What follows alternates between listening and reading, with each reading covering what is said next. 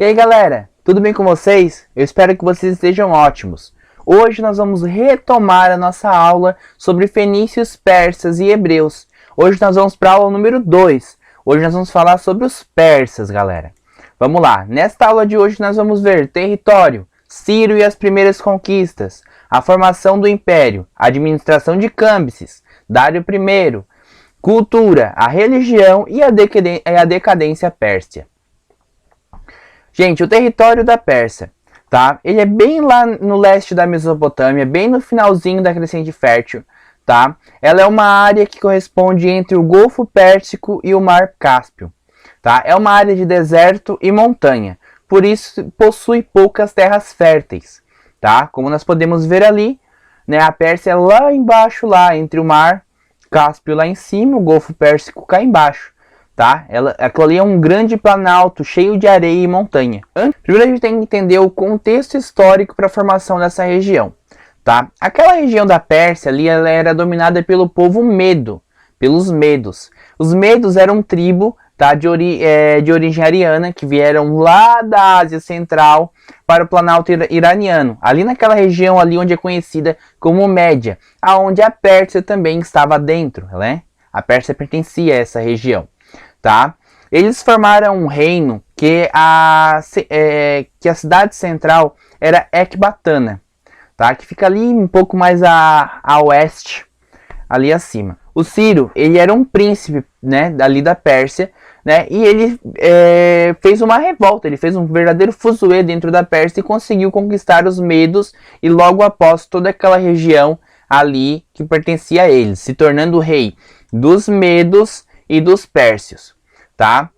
A formação do império ela aconteceu logo após essa revolta, tá? Depois da conquista sob o comando de Ciro, o Ciro ele fundou o Império Persa, tá? Ele montou um poderoso exército, né, para as defesas das suas terras e para novas conquistas, né? Só que a população ela foi crescendo muito, né? E houve a necessidade de expansão geográfica. Por que essa necessidade?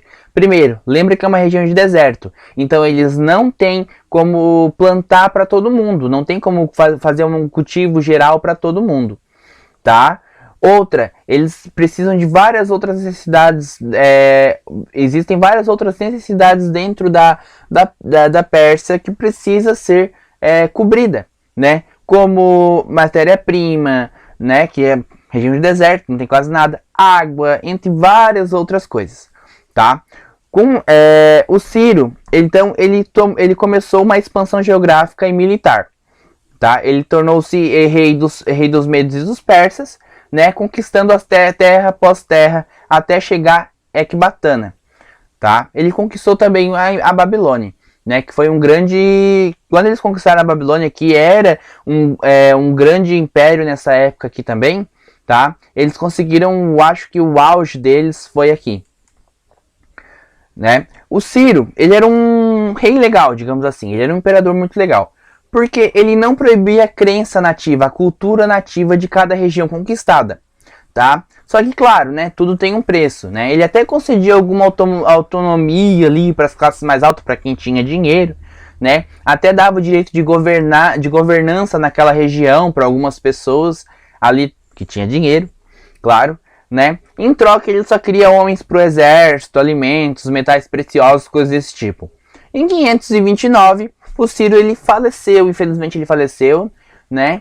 Mas ele deixou um grande legado, um grande legado já montado para os seus sucessores, Cambises e Dário I. Aqui nós temos as terras dominadas por Ciro, conquistadas durante o comando de Ciro. Nós podemos ver, né, que eles começaram ali na Pérsia, ali embaixo, toda a região da Média, que é a região verde, em 550. Em 547 eles chegaram na região da Lídia. Em 539 eles conquistaram a Babilônia. Né? Depois da conquista da Babilônia foi só sucesso. Cambises, filho e sucessor de Ciro, filho primogênito, né, do Ciro. Ele iniciou uma campanha militar dificílima para cima do Egito em 525, tá? Finalmente ele venceu, né, na Batalha de Pelusa, ele acabou vencendo os egípcios e dominando aquela região também, tá? O Cambyses, ele pretendia estender o seu domínio até Cartago. Lembra do Cartago que a gente falou da Fenícia ali, né? Como eu falei, os persas, eles tinham um olho gordo para cima da Fenícia, né? Que era uma população, era uma civilização muito poderosa comercialmente falando, né? Então ele pretendia estender seus domínios até Cartago, mas ele morreu antes, né? Existia uma grande também ali dentro da Pérsia, uma grande briga política, né? Uma violenta luta interna pelo poder político dentro, né? Pela governança, né? E Cambyses acabou falecendo, né? Quando Cambyses faleceu, Dário, né? Que é o nosso próximo assunto, Dário I, ele é um parente distante de Cambyses, acho que é primo, pelo que eu sei, tá? Ele tomou o trono e iniciou uma nova era na história da Pérsia, ou seja, ele mudou todos os planos da Pérsia, tá? Aqui nós temos, o mapa tá em espanhol, O carro acabou de passar a atrapalhar meu áudio. O mapa tá em espanhol, mas vocês são inteligentes, vocês não vão conseguir entender, tá? Esse mapa aqui ele mostra, né, a expansão territorial feita por Cambyses. Dário I, quando ele assume, né, o trono do Império Persa, ele acaba assumindo esse nome de Dário I, porque teve mais 2 Dários depois, tá? E ele começou a organizar o Império, ele fez uma organização política e territorial do Império. Então, para começo de conversa, ele dividiu o Império em várias províncias, tá? Nomeando pessoas da sua confiança, geralmente pessoas que têm dinheiro, como sempre, né? Para governar aquela região, tá? Para facilitar a comunicação entre todas as províncias, ele fez a construção de várias e várias estradas, tá? Inclusive a Estrada Real, tá? Ela tinha mais de 2.000 quilômetros de extensão, né? E essa ligava de um lado ao outro do Império, tá? Outra coisa bem legal aqui que o Dário I ele fez, né? Foi os cavalos persas. O que são os cavalos persas? Eram cavaleiros, né, que eles levavam recados, mensagens e diversas outras coisas pelas estradas. Então a cada uma quantia de quilometragem na estrada tinha um ponto com um cavaleiro e um cavalo descansadinho, bonitinho, e eles iam levando a mensagem de um ponto ao outro dentro do Império, tá? E começa aí a história do Correios. A cultura da Pérsia é muito difícil de se falar, porque como eles dominaram vários povos dentro da Ásia Menor ali, então é muito difícil de tu dizer uma cultura específica, uma coisa específica deles, tá? Então eles receberam muita influência, tanto arquitetônica, quanto influência de costumes mesmo do dia a dia, tanto dos egípcios quanto dos mesopotâmios, tá? Então tinha características extremamente claras sobre a política, tá? É muito comum se falar da Pérsia, se falar de política, porque a briga política dentro da Pérsia, dentro do Império Persa, é muito grande. E ela se estende sobre toda a história do Império, tá?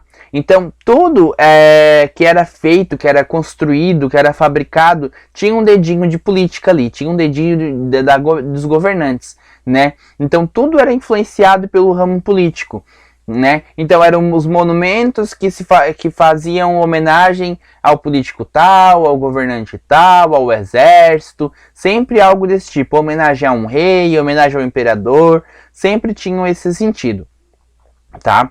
No social, gente, como eu já falei, era um misto de culturas, de costumes diferentes, então é muito difícil de tu falar, sem falar que como os persas eles não impediam a crença religiosa, não impediam a cultura local, então é muito difícil de tu falar da Pérsia em si. Então alguém que era natural persa, que nasceu lá no Golfo Pérsico mesmo, né, que fosse morar lá na região X do Império, acabava pegando o costume daquela região, então é muito difícil de tu falar dos costumes sociais. A religião aqui, sim, ela é bem estruturada e ela é bem específica dos persas. Por quê? Aqui no plano religioso, tá? Eles tinham uma religião que até hoje ela existe, até hoje ela é cultuada, que é o zoroastrismo, tá? O seu fundador é Zoroastro, daí vem o nome, né? Óbvio, né? Zoroastrismo, né? E ela foi fundada entre 628 a 551. Não se tem uma data exata da fundação dessa religião, mas foi esse cara bonitinho aí, ó, barbudinho, que fundou. Vou dar uma geral da religião, explicando a religião bem básica, né? Eles acreditam que existem duas forças, né? Que elas lutam constantemente, é uma luta constante, a força do bem contra a força do mal, tá? O deus do bem é Ormus, não sei se se pronuncia assim, mas é Ormus, né? E o deus do mal é Arimã, tá? Então, o deus Ormus, ele é representado não é representado por imagem, mas sim como símbolo do fogo, enquanto Arimã é representado por uma serpente. E os dois vivem brigando, tá? E só tem um jeito de Ormus ganhar, a gente fazendo bem. Então a gente faz o bem, a gente continua fazendo bem pelo resto da nossa vida, né? E quando chegar o dia do julgamento final, né? O Ormus, ele vai poder vencer essa guerra. A decadência persa, ela é muito mais interna do que externa, essa é a verdade. Vou dar aqui um contexto histórico, porque vocês já vão entender o que eu estou dizendo, tá? Quando eles tomam o Mar Negro, ali o Estreito do Mar Negro, que se chama Bósforo e Dardanelos, né? Eles acabaram fazendo uma briga muito feia com a Grécia, porque aquela ali era uma região de comércio grego, né? Era uma região ali de intensas caravanas gregas passando para cima e para baixo para comércio, tá? Então o clima se torna muito pesado, um clima pesadíssimo, né, em cima da Pérsia, e eles acabam entrando numa guerra greco-pérsica, né? Nessa guerra, em 490, o Dário ele tentou invadir a Grécia, mas ele foi derrotado, tá? Pelos gregos na Batalha de Maratona. Foi uma maratona mesmo, que levaram um pau dos gregos, foi até bonito, né? O Dário morreu e o poder ele passou para o seu filho, Xerxes, tá? Eu quero saber quem é que escolhe o nome dessas crianças, porque olha, tá feio, né? A luta contra a Grécia, né? Ele continuou a luta contra a Grécia, essa guerra, né? Gosta de passar vergonha, né? E foi derrotado em duas batalhas muito importantes que a gente pode falar aqui, que é a batalha de Salamina e de Plateia, tá? Após muitas outras derrotas após essas duas batalhas, né? Os persas eles viram que eles eram obrigados a reconhecer a hegemonia grega entre o Mar Egeu e a Ásia Menor, a região da Lídia, tá? Internamente, depois disso, né, a luta pelo poder começa de novo e torna-se cada vez mais violenta, mais intensa e tudo mais, tá? Entretanto, durante a Guerra do Peloponeso, que nós vamos ver um pouquinho mais para frente, que é a guerra interna dentro da Grécia entre Atenas e Esparta, tá? Os persas eles aproveitam a situação e eles tomam de novo a região da Ásia Menor, a região da Lídia, que eles tinham perdido para a Grécia, tá? Depois, passa um tempo, com o assassinato de Dário III, um dos últimos sucessores do Império, né? Alexandre Magno, né? O Alexandre o Grande, né? Ele acaba dominando a Pérsia, né? E todos os seus anexos e todas as suas províncias, né? Anexando ao Império Greco-Macedônico. E essa é a história triste da Pérsia. Então, galera, essa foi a nossa aula 2, falando sobre a Pérsia. Se você gostou, deixa o like. Se você não gostou, deixa o like também por pena, mas deixa porque me ajuda bastante, tá? Se inscreve aí no canal, deixa nos comentários assunto para futuros vídeos, tá? Me segue nas redes sociais, que eu sempre esqueço de falar isso, me segue lá, que lá eu sempre tô avisando quando vai ter vídeo e tudo mais, né? E era isso. Valeu!